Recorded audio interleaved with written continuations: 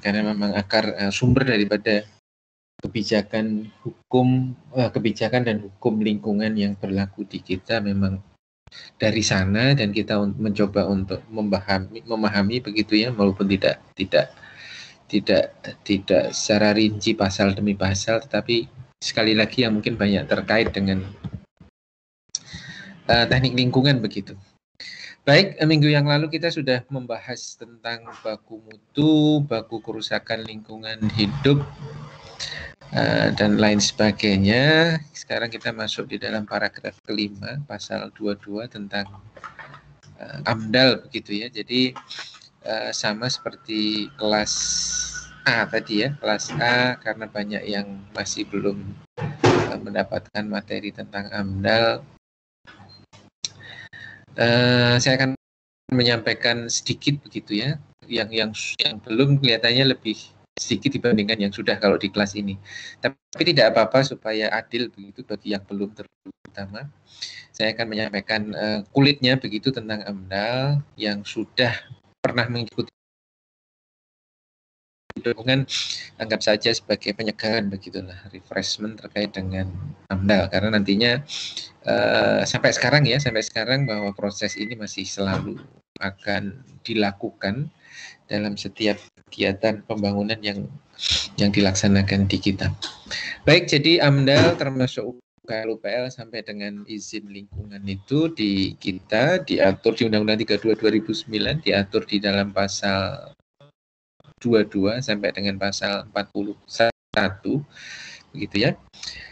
Kita mulai dari pasal 22, bahwa setiap usaha dan atau kegiatan yang berdampak penting wajib memiliki AMDAL begitu ya. Jadi ini mungkin bagi yang belum mengikuti dokumen lingkungan, mata kuliah dokumen lingkungan. Jadi pada dasarnya kegiatan pembangunan lah, biar gampang begitu ya, kegiatan pembangunan yang dilakukan di kita itu dikategorikan menjadi dua kriteria begitu ya. Yang pertama adalah pembangunan yang menghasilkan atau menimbulkan dampak penting. Yang kedua adalah pembangunan atau kegiatan-kegiatan yang menghasilkan atau menimbulkan dampak yang tidak penting begitu. Dampak penting dan dampak yang tidak penting. Ada banyak sekali jenis kriteria dampak berdasarkan masing-masing sektor begitu ya. Jadi ada yang multisektor, ada sektor PU, sektor pertahanan keamanan, ada ESDM dan lain sebagainya. Yang gampang misalnya begini, yang berdampak kalau kita membangun sebuah gedung, yang gampangnya dibayangkan, gedung dengan ketinggian sampai 40 lantai itu dikategorikan sebagai dampak yang penting begitu. Perbandingannya dengan gedung yang dibangun hanya 2 lantai, beberapa kamar, kos-kosan misalnya, itu adalah pembangunan gedung yang tidak berdampak penting. Jadi kriterianya ada 2 begitu ya, yang berdampak penting dan yang tidak berdampak penting. Nah, yang berdampak penting ini menyusunnya AMDAL. Yang tidak berdampak penting menyusunnya adalah UKL UPL. Kenapa kita diwajibkan untuk menyusun AMDAL atau UKL UPL? Karena AMDAL atau UKL UPL itu yang digunakan sebagai dasar untuk, terutama AMDAL ya, digunakan sebagai dasar untuk menentukan apakah kegiatan tersebut layak dari sisi lingkungan atau tidak.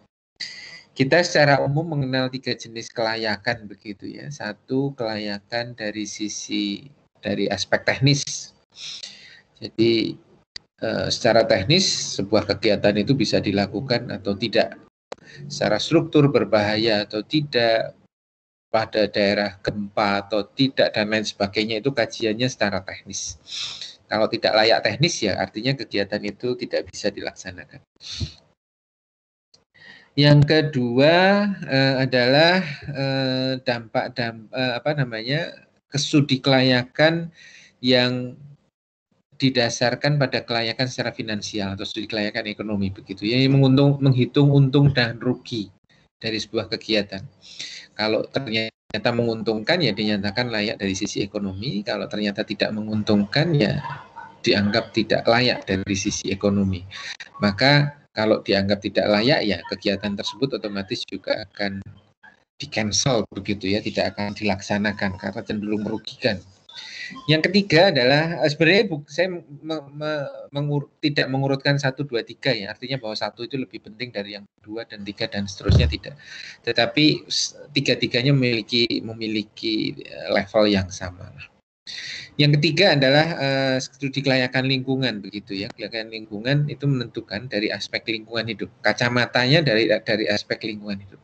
Kalau yang pertama tadi aspeknya teknis, kacamata teknis. Yang kedua aspek untung rugi, biaya, finansial, ekonomi. Yang ketiga dari aspek lingkungan hidup. Artinya apakah nanti akan menimbulkan kerusakan yang luar biasa, akan ada banyak hutan mangrove yang hilang, ada banyak habitat yang hilang, ada banyak ekosistem yang rusak, pencemarannya luar biasa dan lain sebagainya. Ada banyak hewan atau fauna yang mengalami pengurangan jumlah dan lain sebagainya. Itu adalah dari kacamata lingkungan hidup. Emisinya luar biasa. Nah, kalau pada saat dari kacamata lingkungan hidup pun nanti dinyatakan tidak layak, maka otomatis bahwa kegiatan tersebut juga tidak akan bisa dilaksanakan. Tidak akan dilanjutkan begitu ya, tidak akan dilanjutkan. Nah, kelayakan lingkungan hidup itulah yang disusun atau dikaji dengan menggunakan AMDAL atau analisis mengenai dampak lingkungan. Jadi AMDAL itu disusun untuk melihat kelayakan sebuah kegiatan tertentu atau rencana kegiatan tertentu dari aspek environment, dari aspek lingkungan hidup. Kalau memang dinyatakan layak, maka izin lingkungan nanti akan diberikan. Ini kan ada slide, saya berikan slide-nya begitu ya. Tetapi itu adalah AMDAL, fungsinya adalah demikian. Nah, mungkin melompat, ini adalah dari mulai pasal 22, 25, 26, 27, 28, 29, dan seterusnya sampai dengan UKL, UPL itu ada di pasal 34. Jadi mulai dari 2 sampai 33 itu adalah pasal-pasal yang mengatur mekanisme penyusunan AMDAL, penyusunan dan penilaian AMDAL, yang di dalam pasal 33 itu disebutkan bahwa ketentuan tentang AMDAL diatur di dalam peraturan pemerintah, gitu ya. Jadi apa yang dituangkan di dalam Undang-Undang 32 2009 khusus di pasal 22 sampai dengan pasal 32, 10 pasal begitu. Ini adalah aturan tentang AMDAL secara umum. Tetapi lebih khusus lagi, lebih teknis lagi, yang menjadi petunjuk pelaksanaan atau juklak itu diatur di dalam peraturan pemerintah, begitu ya, diatur di dalam peraturan pemerintah. Nanti kita lihat PP-nya yang mana begitu ya, tetapi amanatnya adalah diatur di dalam PP, bukan Permen, bukan Perda, bukan Perpres, bukan Kepmen, tetapi diatur di dalam peraturan pemerintah, itu tentang AMDAL. Kemudian pasal 33, 35 sampai dengan 35 ya, 33, 34, 35 itu mengatur secara umum terkait dengan terkait dengan UKL UPL gitu ya, terkait dengan UKL UPL. Nah, mulai pasal 36 sampai dengan pasal 40 itu mengatur tentang izin lingkungan. Nanti akan kita lihat ada seperti apa izin lingkungan itu begitu ya. Izin lingkungan itu diatur di dalam pasal 36 sampai dengan pasal 40. Nah, di dalam pasal 41 itu sama, ketentuan lebih lanjut mengenai izin sebagaimana diatur di dalam pasal 36 sampai 40 diatur di dalam PP. Jadi dua-duanya diatur di dalam peraturan pemerintah, baik AMDAL maupun izin lingkungan. Nah, kita sekarang akan masuk PP-nya yang mana, begitu ya. Ini adalah ketentuan yang tertuang di dalam, saya kira yang masih ingat ya, yang pernah mengambil dokling, PP 27 2012 tentang izin lingkungan. Ini adalah PP yang diamanatkan, PP yang terbit pertama kali, yang diamanatkan oleh Undang-Undang 32 2009 terkait dengan AMDAL, UKL, UPL, dan izin lingkungan. Walaupun judulnya adalah tentang izin lingkungan, tetapi bahwa isinya itu mengatur pelaksanaan penyusunan AMDAL dan UKL UPL termasuk penerbitan izin lingkungan. Jadi izin lingkungan, istilah izin lingkungan itu sendiri pertama kali muncul pada Undang-Undang 32 2009. Sebelumnya Undang-Undang 23 Undang-Undang 2397 itu belum ada istilah izin lingkungan.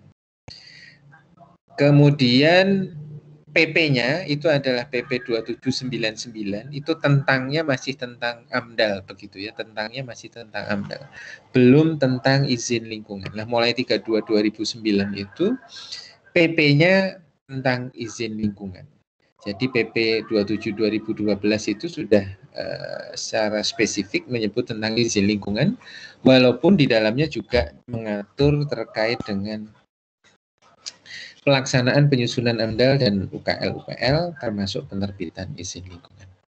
Nah, secara umum saya jelaskan begitu ya. Ini adalah definisi daripada AMDAL. Sekali lagi kata kuncinya adalah dampak penting begitu ya, karena yang UKL UPL itu adalah untuk kegiatan yang tidak berdampak penting. Jadi AMDAL itu adalah yang untuk yang berdampak penting.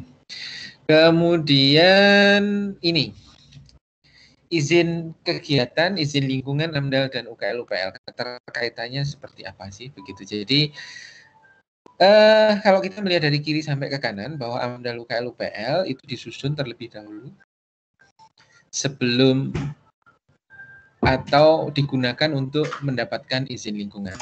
Nah, izin lingkungan itu kemudian digunakan untuk memperoleh atau mengurus izin kegiatan. Kalau kita coba balik membacanya dari yang ke kanan sampai ke kiri begitu ya, bahwa izin kegiatan akan diberikan, izin kegiatan itu bisa izin mendirikan bangunan, bisa izin operasional begitu ya.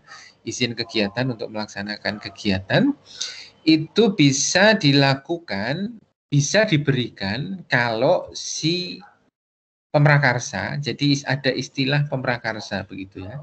Pemrakarsa itu adalah orang mana ya, disusun oleh pemrakarsa.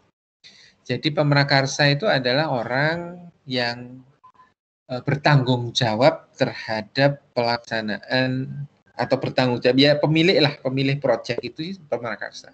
Jadi misalnya kampus Undip Tembalang ya si Undip begitu kan. Kalau Alton yang kalian kenal di Tembalang itu pemiliknya adalah PP, itu yang disebut sebagai pemrakarsanya. Jadi pemrakarsa itu bisa mendapat izin kegiatan kalau dia sudah memiliki izin lingkungan. Sedangkan untuk mendapatkan izin lingkungan, dia diwajibkan untuk menyusun AMDAL atau UKL UPL. Gitu ya. Jadi kalau kita membaca dari kanan bahwa izin kegiatan itu beroleh kalau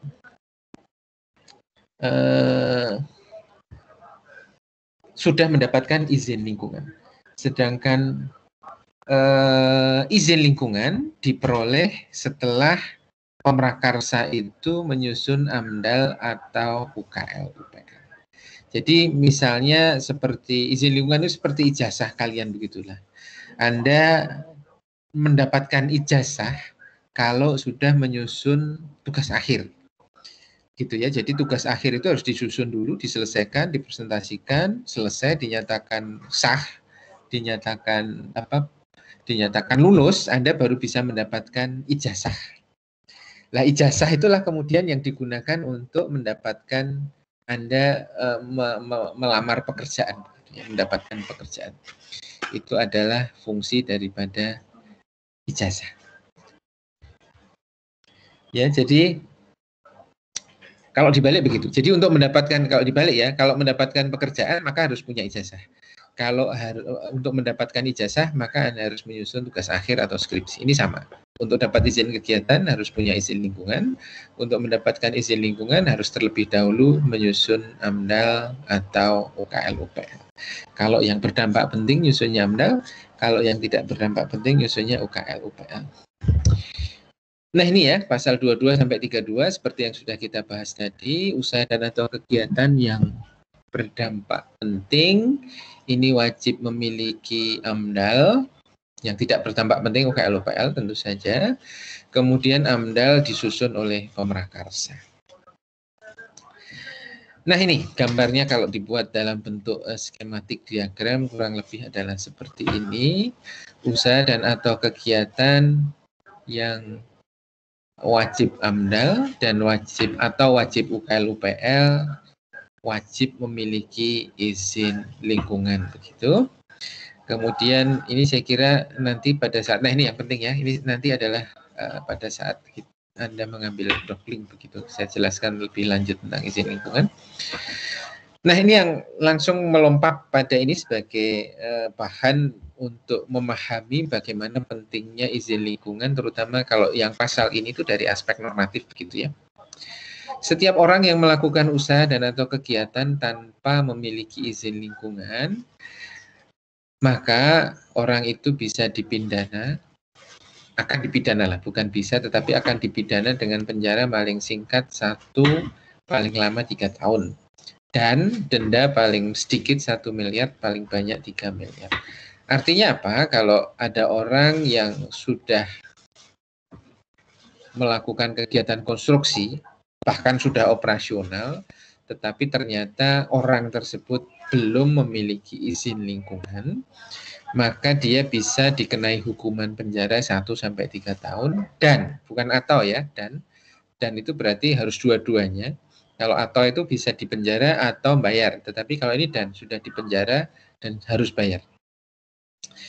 Paling lama 3 tahun dan denda paling sedikit 1 sampai dengan 3 miliar paling banyak. Artinya ini sudah pidana. Sudah pidana, artinya melanggar hukum yang sanksinya bukan sanksi administratif saja, tetapi sanksi pidana. Artinya sanksinya sudah pidana.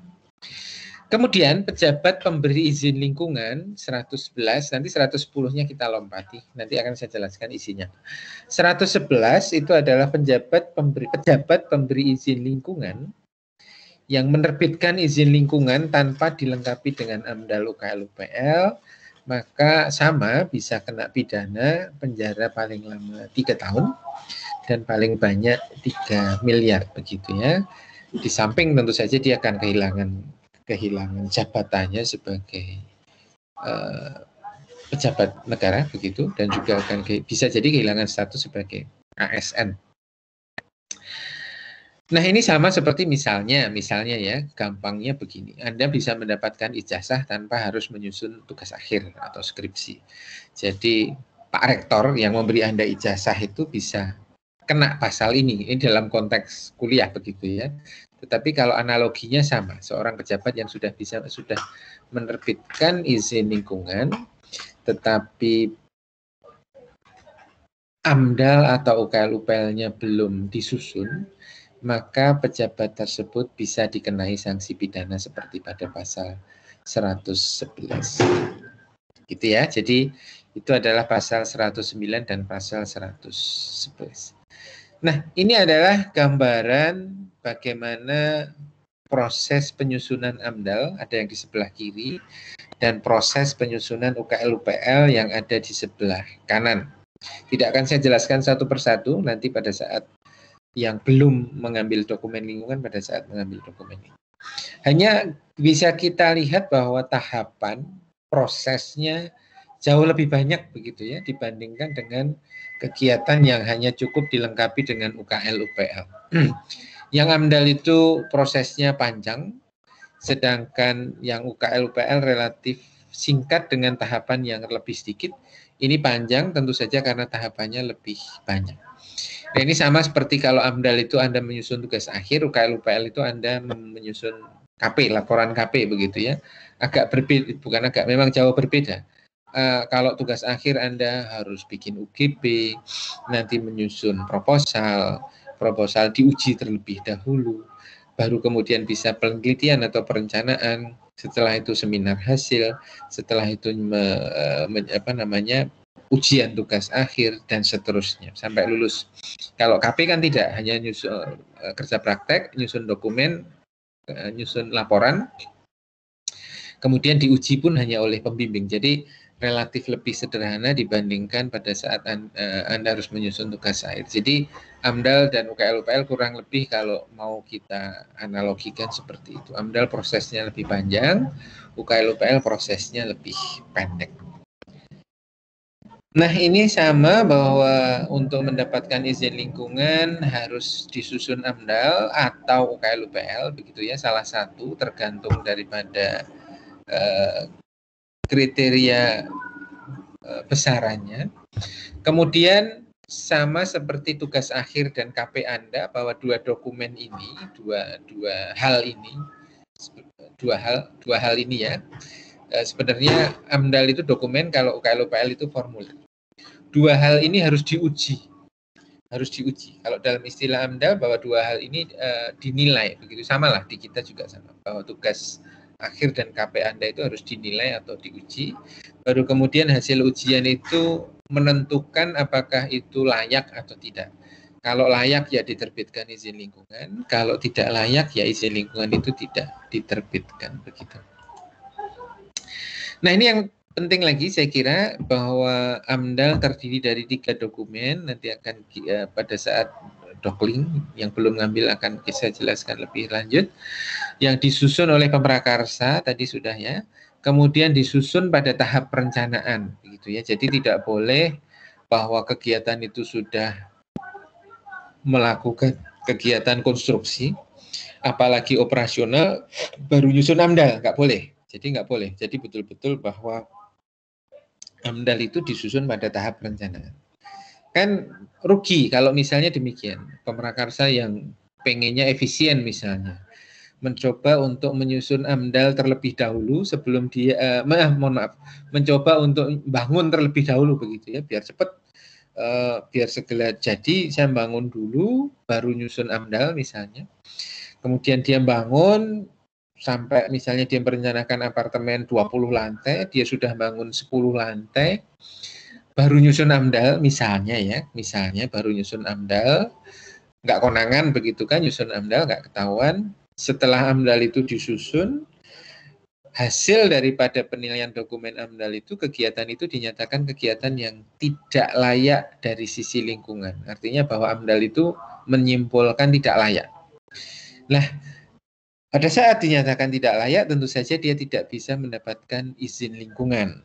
Ya, jadi setelah izin lingkungan tidak bisa diperoleh, otomatis dia tidak bisa mendapatkan izin kegiatan. Rugi kan? Itu dari aspek pemrakarsa, dari kacamata pemrakarsa, bahwa itu akan merugikan, begitu ya, akan merugikan. Jadi sudah membangun, kemudian ternyata dinyatakan tidak layak, maka kegiatan itu tidak bisa dilakukan. Jadi akan percuma dia membangun sampai separuh, misalnya sudah sampai 10 lantai begitu. Nah, dari sisi normatif bahwa itu akan melanggar pasal 109 tadi, gitu ya. Pasal 109 tadi. Sehingga dia bisa melanggar ketentuan, melanggar peraturan perundangan yang tertuang di dalam pasal 109. Sehingga dia ruginya 2 kali. Sudah rugi uang, rugi waktu, rugi biaya, dipenjara lagi, begitu kan. Jadi ruginya 2 kali. Jadi nggak boleh. Tetapi dalam konteks substansial, bahwa sebenarnya kenapa di tahap perencanaan, ini nanti digunakan sebagai dasar pada saat dia dinyatakan tidak layak dari sisi lingkungan hidup, bisa jadi bahwa kegiatan dia akan menyebabkan kerusakan yang cukup hebat. Misalnya sampai menghabiskan hutan mangrove, menghabiskan hutan lindung, misalnya sampai ada ekosistem tertentu yang rusak, habitat tertentu yang rusak, pencemarannya hebat, tidak bisa dikendalikan dan lain sebagainya, sehingga tidak dinyatakan layak, maka izin lingkungan tidak diberikan, kegiatan tidak dilakukan, begitu ya. Sehingga kenapa dia dalam konteks pencegahan pencemaran dan atau kerusakan lingkungan hidup. Gitu ya. Jadi kenapa AMDAL posisinya sama seperti RT RW, tata ruang, baku mutu, dan yang lain-lain, karena dia bisa mencegah terjadinya kerusakan dan atau pencemaran lingkungan hidup. Itu kenapa dia harus dilakukan pada tahap perencanaan. Kemudian yang penting lagi bahwa kegiatan yang direncanakan harus sesuai dengan tata ruang. Nah, ini menyambung apa yang yang sudah kita bahas kemarin beberapa waktu yang lalu, bahwa tata ruang menjadi salah satu portal juga untuk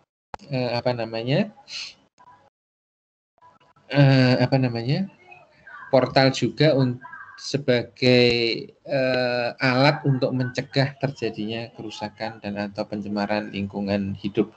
Jadi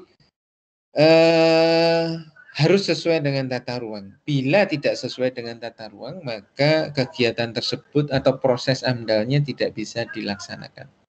Jadi contohnya demikian, misalnya di Undip di Tembalang begitu ya, di Tembalang ada investor yang ingin membangun pabrik begitu, yang ingin membangun pabrik sepatu misalnya, Pak ini biar dekat mahasiswa nanti sepatunya bisa lebih murah dan lain sebagainya. Lah nanti pada saat dilihat ternyata di Tembalang itu tidak ada peruntukan untuk industri, peruntukannya adalah untuk pendidikan dan permukiman.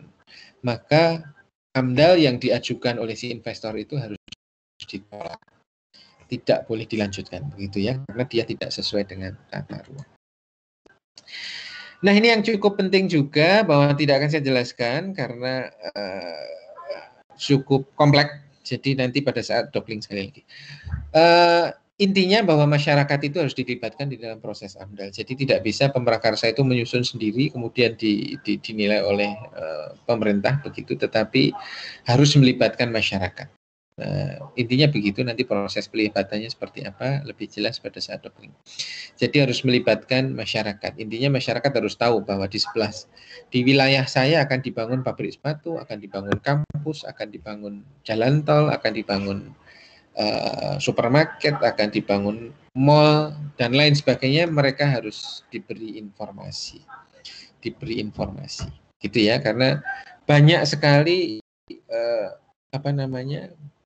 proses yang gagal karena justru dari aspek sosial. Kemudian yang penting lagi bahwa penyusun AMDAL itu harus memiliki sertifikat kompetensi, artinya tidak semua orang bebas, tidak semua orang bisa menyusun AMDAL, tetapi hanya orang-orang yang memiliki sertifikasi kompetensi saja yang diperbolehkan untuk menyusun AMDAL. Artinya seperti kita jadi pembalap begitulah, F1 atau pembalap yang lain tentu saja boleh balapan kalau punya license sebagai pembalap begitu ya, sudah dianggap memiliki kualifikasi sebagai kompetensi sebagai pembalap. Sama, atau sebagai pilot atau sebagai driver harus punya SIM, dan sebagai operator alat berat harus punya sertifikasi atau yang lain. Artinya untuk bisa menyusun AMDAL dia harus punya sertifikat kompetensi. Nah ini diatur di dalam pasal 110 tadi ya. Jadi 109 tadi adalah terkait dengan pemrakarsa yang tidak punya izin lingkungan tetapi bangun.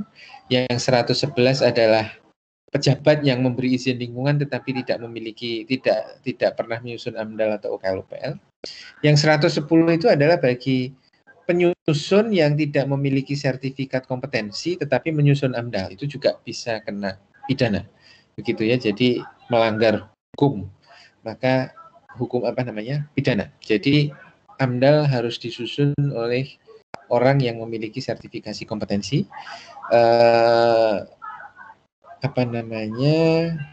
Punishment-nya itu diatur di dalam pasal 110. Jadi orang yang tidak memiliki sertifikasi kalau menyusun AMDAL dikenakan pasal 110 begitu ya.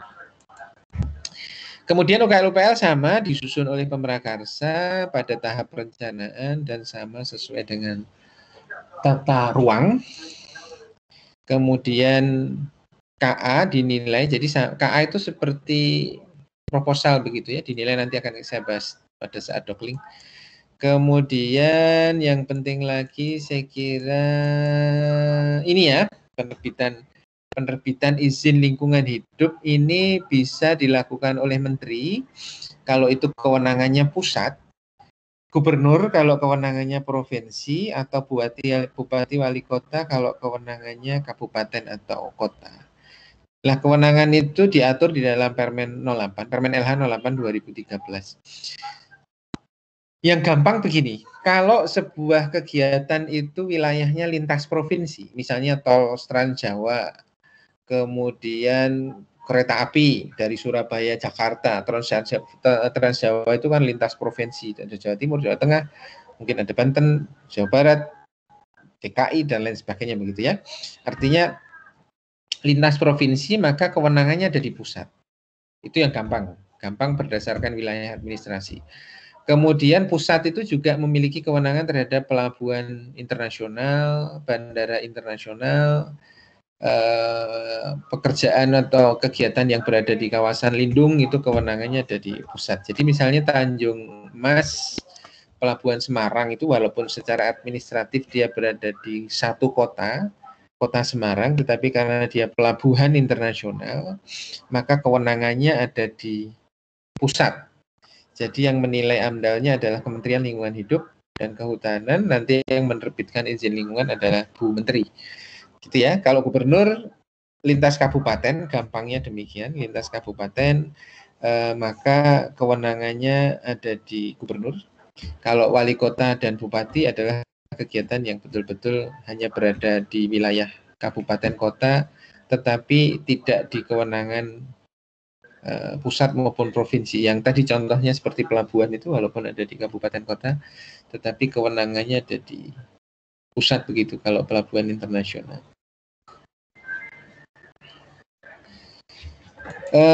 Baik, ini saya kira tidak. Nah, ini yang cukup penting lagi bahwa pemegang izin lingkungan itu harus selalu melaporkan. Dia memiliki kewajiban untuk melaporkan sesuai dengan apa-apa yang tertuang di dalam izin lingkungan. Misalnya pabrik yang mendapatkan izin lingkungan, dia akan melaporkan kualitas air limbahnya setiap bulan, melaporkan emisinya setiap 3 bulan atau 6 bulan sekali, melaporkan limbah padat yang dihasilkan jenisnya apa, jumlahnya berapa, limbah B3 yang dihasilkan jenisnya berapa, jumlahnya berapa, itu dilaporkan dalam periode waktu tertentu.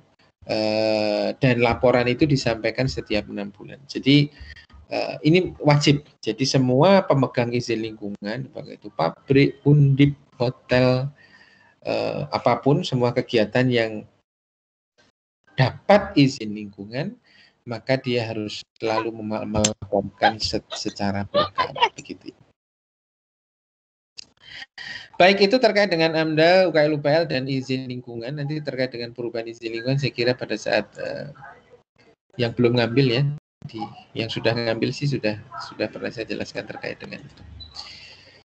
Ada pertanyaan terkait dengan AMDAL, UKL, UPL, dan izin lingkungan, terutama yang belum. Kalau yang sudah, kalau lupa begitu silakan. Kalau ada yang mau disampaikan sambil saya tak istirahat bicara.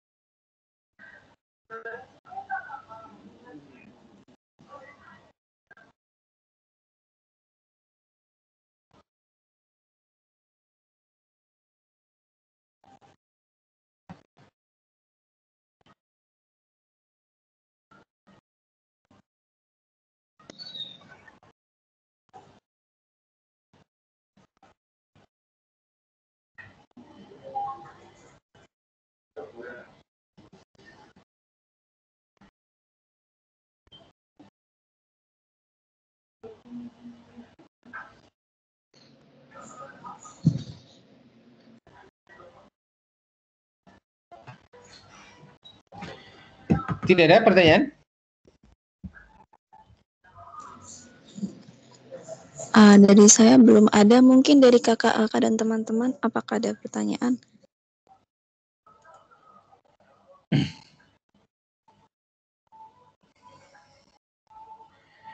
Baik, kalau tidak ada kita lanjutkan ke instrumen ekonomi lingkungan hidup. Jadi tadi sekilas tentang AMDAL begitu ya, sekilas tentang AMDAL, UKL, UPL, dan izin lingkungan yang ada di dalam pasal 22 sampai dengan pasal 41 begitu.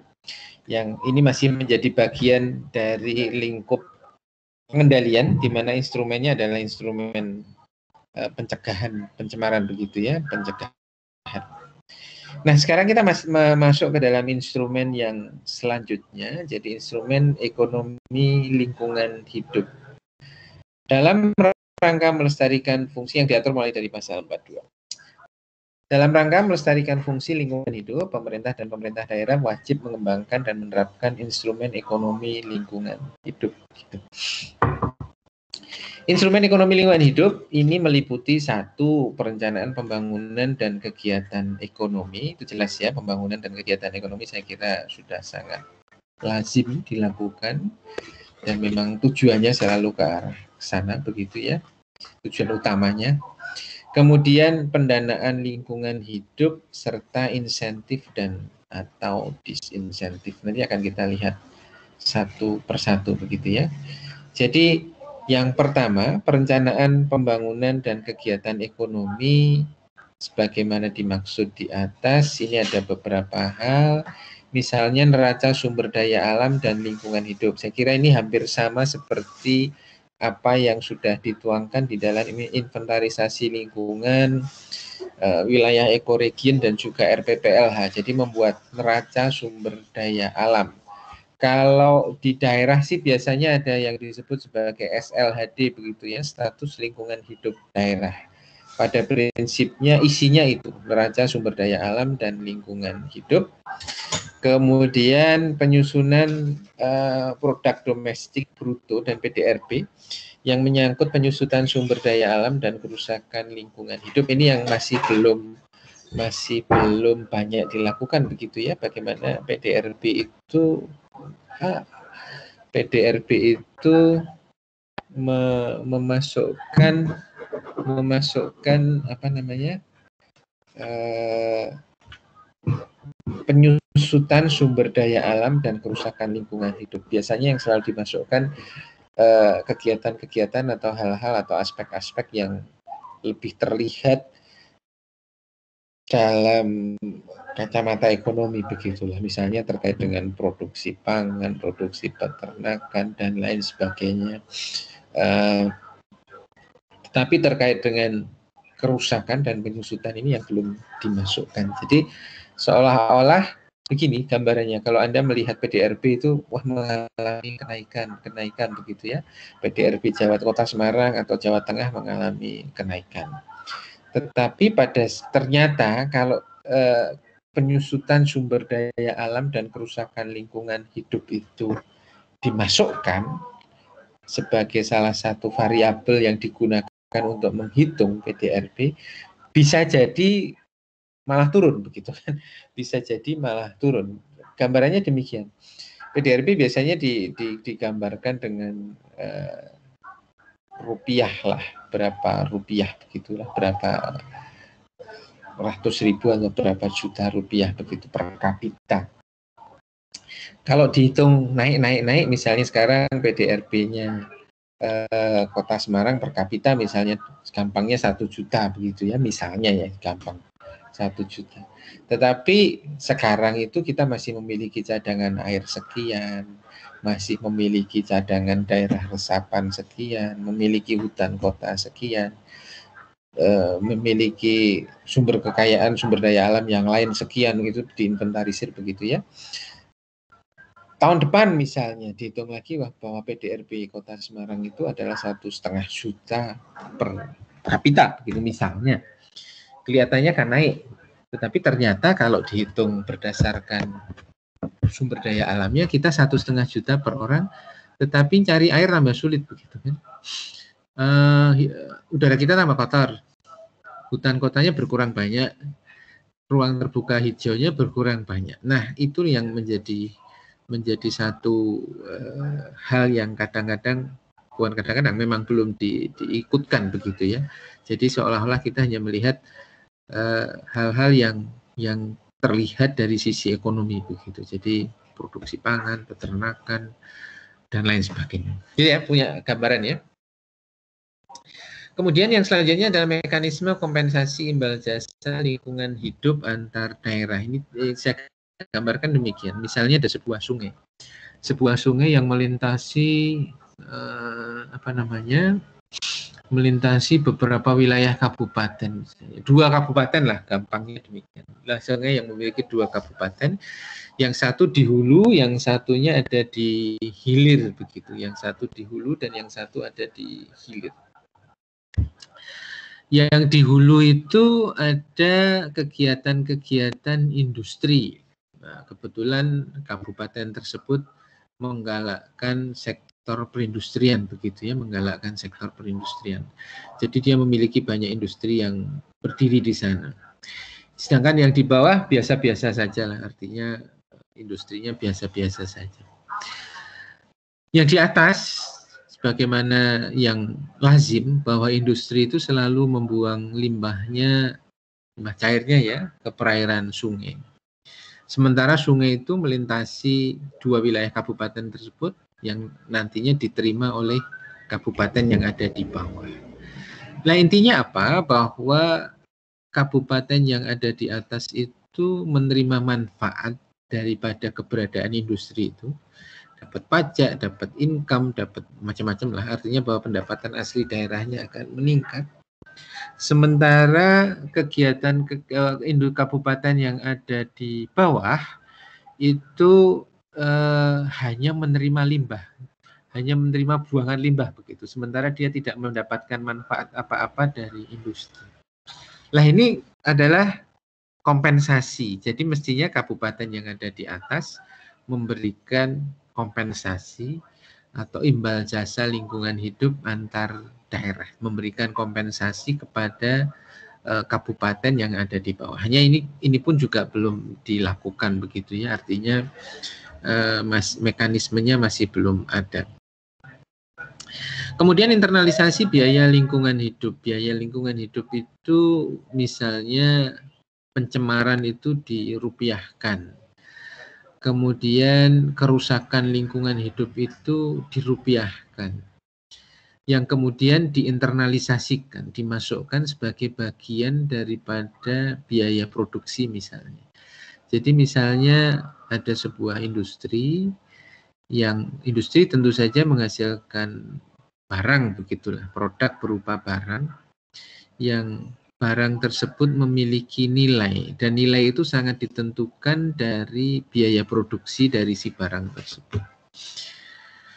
Biasanya menghitung nilai atau harga daripada si barang itu kan dilihat dari harga bahan baku, harga listrik, harga air, harga mesin, harga gaji karyawannya, harga distribusi, harga marketing, itu semua kan dibagi, diperhitungkan,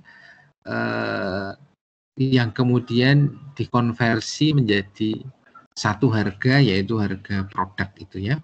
Jadi ketemunya adalah harga laptop kita itu berapa atau HP itu berapa.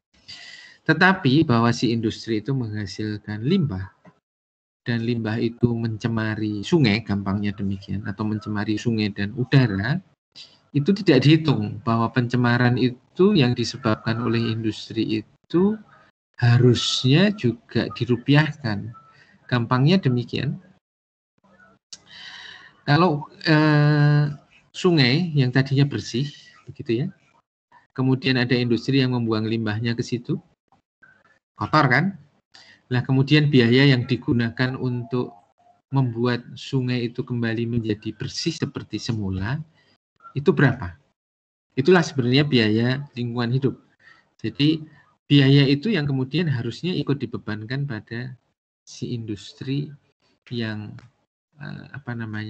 yang membuang limbahnya ke sana, ke sungai itu. Nah, mekanismenya bisa macam-macam dalam bentuk pajak atau apapun begitu ya. Jadi itu istilah yang mungkin sering kita kenal sebagai polluter pay principle begitu ya, prinsip-prinsip pencemar harus membayar. Jadi lah itu dimasukkan secara internal. Jadi kalau dalam bentuk pajak kan otomatis nanti akan secara alamiah akan masuk di dalam komponen biaya produksi. Nanti akan tentu saja bisa jadi akan menambahkan harga harganya bisa menjadi lebih mahal dan lain sebagainya. Nah, itu gambarannya, konsep itu seperti itu. Kemudian yang selanjutnya adalah instrumen pendanaan lingkungan hidup. Saya kira sudah cukup jelas bahwa dana jaminan pemulihan lingkungan hidup. Jadi kalau ada kerusakan lingkungan hidup itu seperti misalnya apa ya? AMDAL itu sebenarnya sama seperti UKL namanya seperti izin lingkungan, kewajiban pemegang izin lingkungan itu di samping melaporkan yang tadi, mereka juga memiliki kewajiban untuk nitip dana kepada pemerintah terkait dengan lingkungan hidup yang diganggu karena kegiatan mereka. Jadi kalau sampai dia nanti menimbulkan pencemaran dalam skala yang besar atau kerusakan lingkungan hidup, maka dana titipan itulah yang nantinya akan digunakan untuk melakukan proses pemulihan. Hanya sekali lagi bahwa mekanisme itu sampai sekarang belum dilaksanakan. Padahal sudah diamanatkan di dalam Undang-Undang 3 2009 terkait dengan dana itu. Kemudian dana penanggulangan pencemaran tadi konsepnya sama begitu ya, tetapi ini yang menyediakan adalah bisa pemerintah bisa ikut yang tadi konteksnya A dan yang sebagai pemegang izin lingkungan begitu. Misalnya kebakaran hutan yang ada di Sumatera itu kan kerusakan yang harus dipulihkan, harus diatasi, itu ada dana dari pemerintah untuk itu begitu ya, sama seperti corona sekarang begitu ya, tapi dalam konteks kesehatan. Kalau corona di pencemaran kan juga sama. Dulu ada apa namanya Lapindo dan lain sebagainya, itu kerusakan lingkungan hidup yang harus ada dana yang digunakan untuk menanggulangi hal-hal seperti itu begitu ya. Jadi konsepnya harus ada, makanya di dalam RAPBN dan RAPBD itu harus dimunculkan dana-dana seperti itu.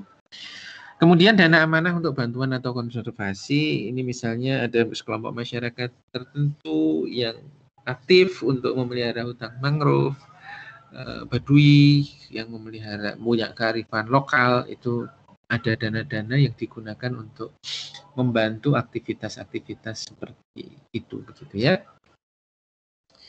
Kemudian insentif dan disinsentif. Jadi ini adalah terkait dengan beberapa mekanisme seperti yang kemarin sudah pernah saya sebutkan di awal ya, misalnya LGCC begitu ya. Jadi low cost green car, ada kendaraan yang hemat bahan bakar, kendaraan yang emisinya rendah, cc-nya kecil, komponen lokalnya banyak, maka mendapatkan insentif berupa pengurangan pajak.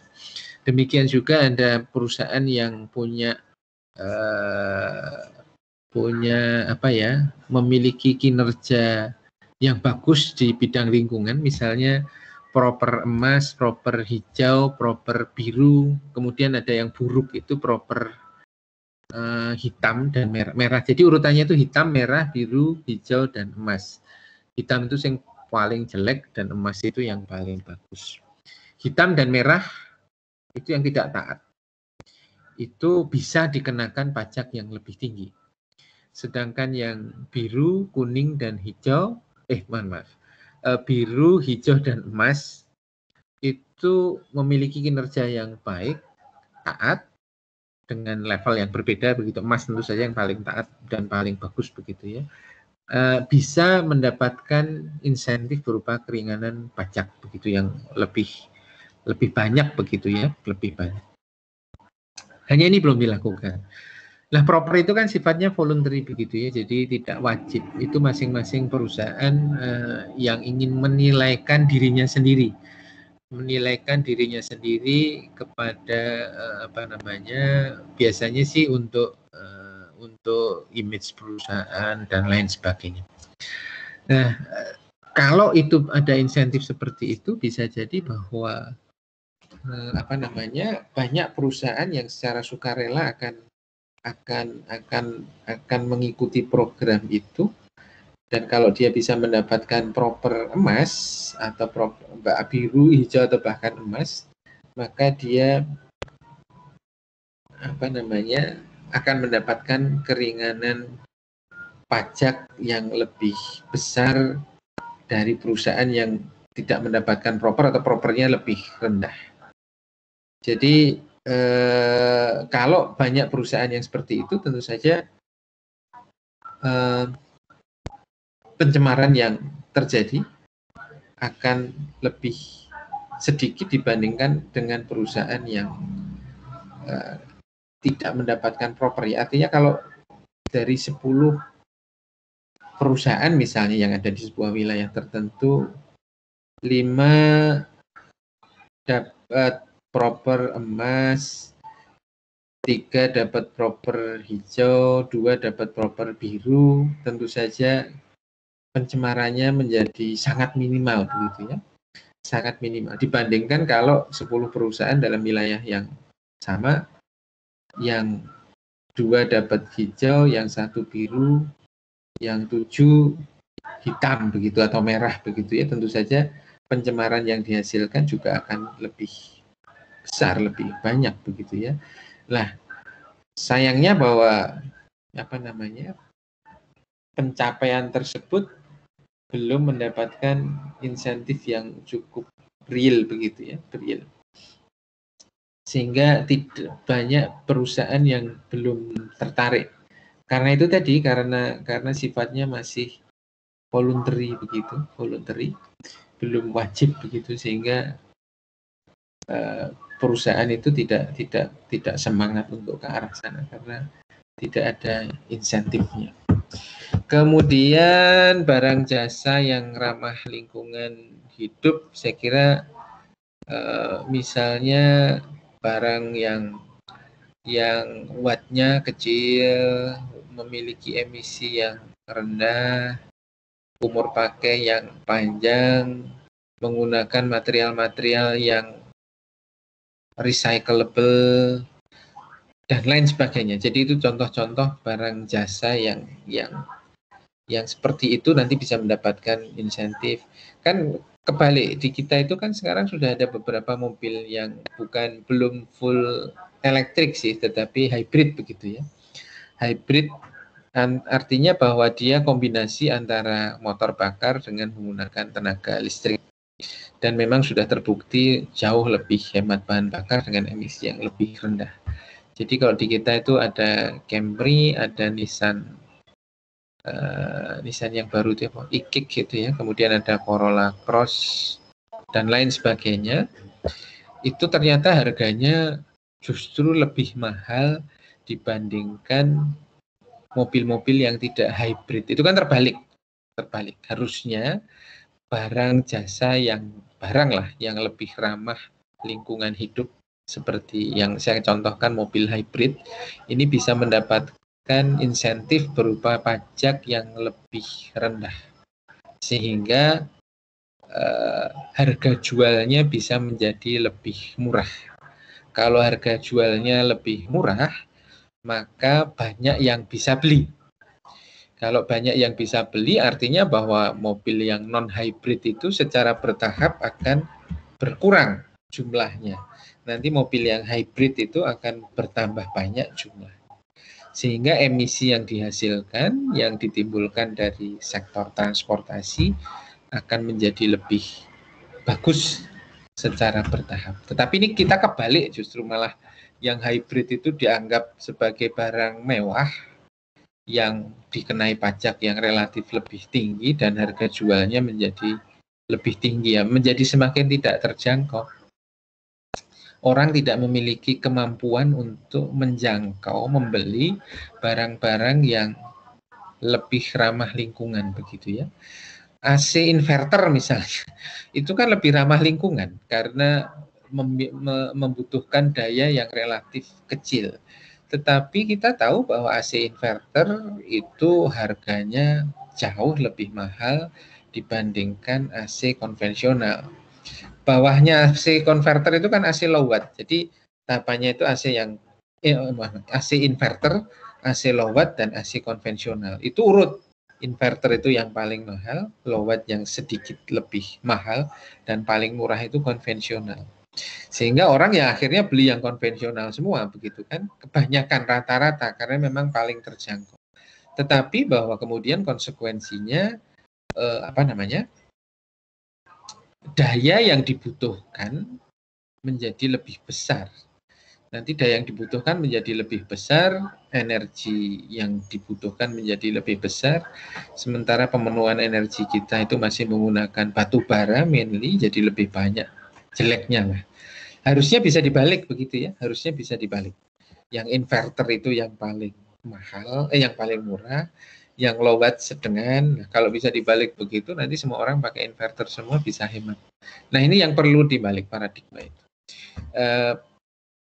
Pak, bukannya inverter itu biaya produksinya lebih tinggi begitu kan, sehingga harusnya harganya lebih mahal. Nah itulah fungsinya insentif, bahwa pemerintah memberikan insentif bagi teknologi tinggi dengan insentif yang lebih besar, sehingga nanti bisa menurunkan harga. Ya mungkin kalau lebih murah itu ekstrim ya, paling tidak kacanya sedikit lah, atau sama begitu. Itu bisa lumayan menarik karena sekarang orang-orang cenderung bagaimana bisa menghemat energi. Tetapi sayangnya untuk menghemat energi itu membutuhkan biaya yang lebih tinggi, jauh bukan hanya lebih tinggi tetapi jauh lebih tinggi, jauh lebih mahal. Karena memang tidak ada insentif yang diberikan pemerintah untuk teknologi-teknologi yang ramah lingkungan. Kemudian pajak retribusi saya kira ini hampir sama begitu ya, terkait dengan LCGC dan lain sebagainya. Lembaga keuangan yang ramah lingkungan, misalnya sekarang banyak lembaga-lembaga donor yang mensyaratkan harus punya AMDAL. Kalau yang internasional itu AMDAL malah tidak cukup. Dia harus dilengkapi dengan ESIA, Environmental and Social Impact Assessment, yang berlaku secara internasional. AMDAL itu kan hanya berlaku di Indonesia begitu ya. Kadang-kadang negara-negara donor yang dari luar negeri pada saat ada investasi yang masuk, orang Indonesia yang menarik investasi dari mereka atau meminta bantuan dari mereka, mereka mensyaratkan, saya kasarnya begini, saya mau membiayai proyekmu kalau proyekmu itu adalah proyek-proyek yang ramah lingkungan. Buktikan satu, kamu punya AMDAL. AMDAL nggak cukup gitu ya. Mereka melihat AMDAL itu tidak cukup, kamu harus punya studi lagi terkait dengan environmental dan social impact assessment begitu ya. Jadi ada ESIA namanya itu yang menjadi standar internasional begitu ya. Jadi standar internasional. Itu contoh apa namanya? Sistem lembaga keuangan yang ramah lingkungan. Jadi salah satunya begitu. Kemudian pengembangan sistem perdagangan, izin pembuangan limbah dan atau emisi begitu ya. Jadi misalnya emisi lah yang paling banyak di kita, sama seperti tadi ya. Contohnya saya contohkan mobil hybrid atau emisi kendaraan yang pakai euro begitu ya. Kalau di kita itu kan menganutnya euro. Jadi ada euro 1, 2, 3, 4. Di kita itu terakhir masih euro 4. Sementara di Eropa sendiri sudah sampai ke euro 7. Jadi itu bisa dilakukan kalau kendaraan memiliki standar euro yang lebih tinggi, bisa jadi harganya lebih murah. Tetapi ini pun belum berjalan. Artinya internalisasi tadi lingkungan hidup ini masih belum masuk begitu ya. Artinya harga kendaraan murni didasarkan pada biaya produksi, murni didasarkan pada biaya marketing, biaya distribusi dan lain sebagainya. Sementara kalau dia lebih ramah lingkungan itu yang belum jadi. Artinya begini, itu mobil lebih ramah lingkungan, harusnya lebih murah begitu. Belum sampai ke sana. Jadi itu mobil memang cc-nya lebih kecil, jadinya lebih murah, tidak hanya itu yang dilihat. Jadi masih hal-hal yang sifatnya teknis saja terkait dengan penentuan harga.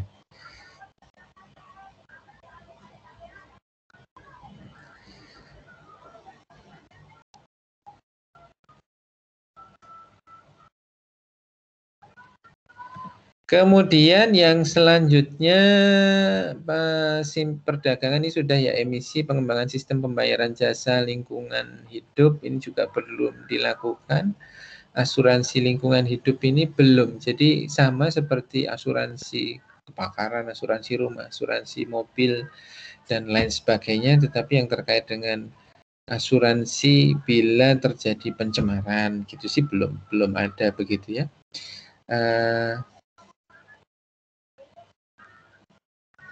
Kemudian selanjutnya eco-labeling gitu ya, eco-labeling. Jadi ini salah satu contoh sistem label ramah lingkungan.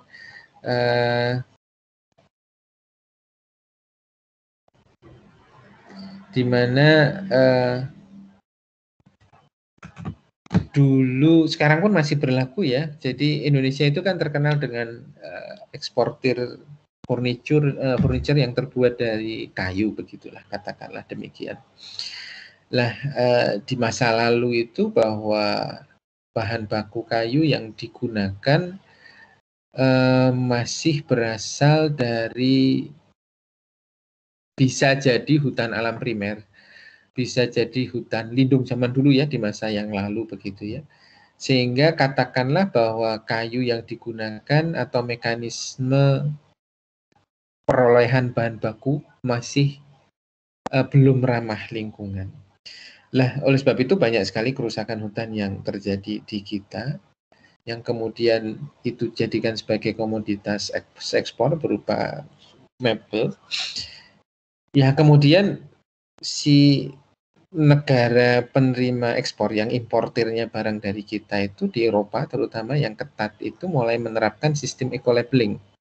Saya baru mau menerima produk mebel Anda kalau kayu yang Anda gunakan untuk furnitur itu adalah kayu-kayu yang berasal dari hutan produksi, bukan hutan alam begitu ya. Jadi hutan produksi, termasuk kertas segala macam itu kan bahan bakunya dari kayu, itu contoh ya. Nah, nanti pengusaha Indonesia itu akan berusaha untuk memenuhi itu. Maka dia kemudian membuat hutan produksi sendiri, menanam kayu jati sendiri, menanam bahan kayu yang lain sendiri, yang dikembangkan begitu ya. Kemudian kayu itu dipotong, kemudian ditanam lagi, dipotong. Artinya bahwa itu memang hutan yang digunakan untuk budidaya begitu. Bukan hutan alam primer yang fungsinya fungsi lindung. Nah, nanti dia akan mendapatkan sertifikasi bahwa dia sudah ramah lingkungan. Nanti dia mendapatkan yang disebut sebagai eco-label begitu ya. Jadi label yang ramah lingkungan. Kalau di produk makanan itu seperti label halal dari MUI begitu ya. Artinya seperti itu, bahwa ada lembaga sertifikasi yang kemudian menyatakan bahwa dia prosesnya pengambilan bahan baku dan lain sebagainya sudah ramah lingkungan. Nah, nanti perusahaan-perusahaan yang sudah memperoleh label itu saja yang mendapatkan izin untuk memasukkan produknya ke sebuah negara tertentu.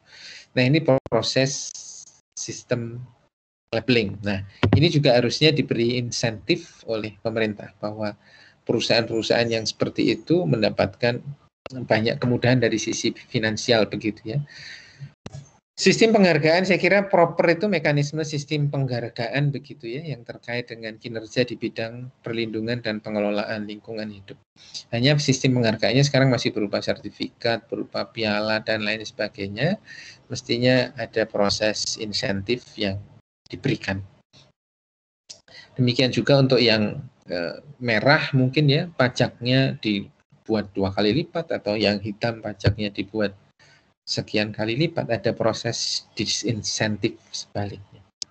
Nah, itu adalah instrumen ekonomi lingkungan hidup begitu ya, yang diatur di dalam peraturan pemerintah. PP-nya PP 46 tahun 2017. Ini mengatur tentang instrumen ekonomi lingkungan hidup. Silahkan nanti bisa dicari dan bisa dibaca begitu ya. Definisinya seperangkat kebijakan ekonomi untuk mendorong pemerintah pusat, pemerintah daerah, dan setiap orang untuk ke arah pelestarian. Tapi bentuknya instrumen ekonomi. kebijakan ekonomi, begitu ya, kebijakan ekonomi. Ya itu tadi bentuknya macam-macam, ada disinsentif, insentif, pengurangan pajak, dan lain sebagainya. Secara moneter ini ada beberapa definisi ya, nanti silahkan Anda bisa membaca, bisa dipelajari, bisa apa namanya, bisa dipahami begitu.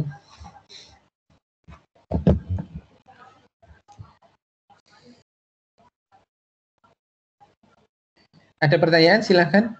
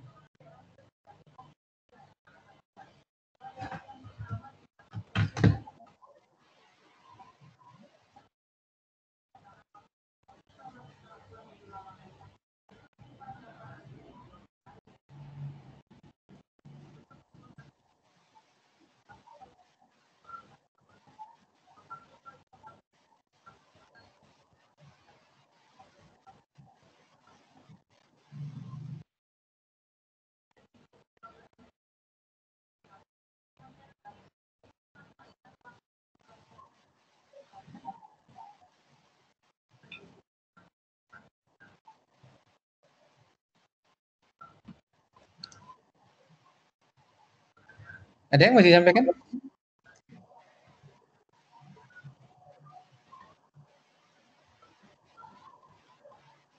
Ya, dulu.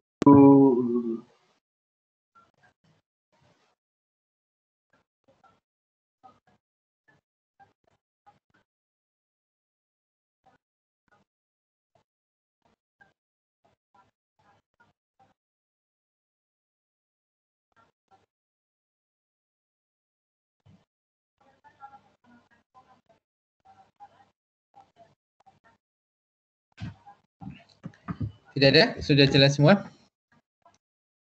Baik, kalau tidak ada yang disampaikan, kita akhiri pertemuan kita pada pagi hari ini. Insya Allah kita ketemu lagi minggu depan, begitu ya, di hari yang sama, waktu yang sama.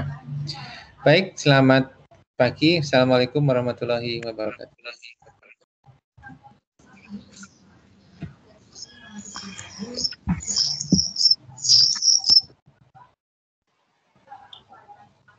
Pak, maaf sebelumnya Pak. Ya. Saya Kenandi Pak dari 2017. Pak mau tanya untuk yang belum absensi itu gimana? Siapa yang belum absen? Saya Pak.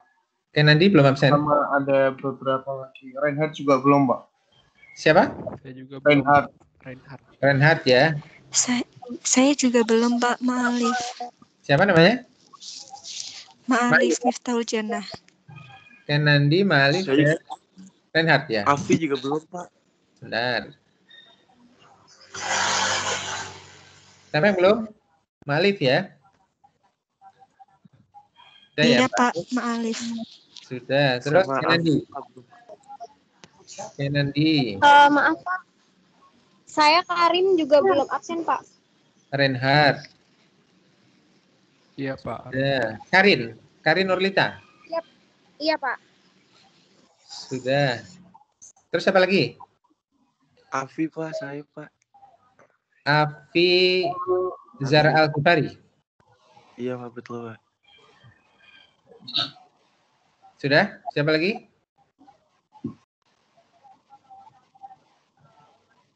Sudah semua ya? Sudah Pak. Baik, kalau sudah semua, sudah dipastikan ya, sudah hijau semua kan? Ini sudah halaman 2 sudah. Oke, baik, kalau sudah kita akhiri ya. Sampai ketemu lagi minggu depan insyaallah. Wassalamualaikum warahmatullahi wabarakatuh. Waalaikumsalam warahmatullahi wabarakatuh. Terima kasih Pak. Ya, sama-sama.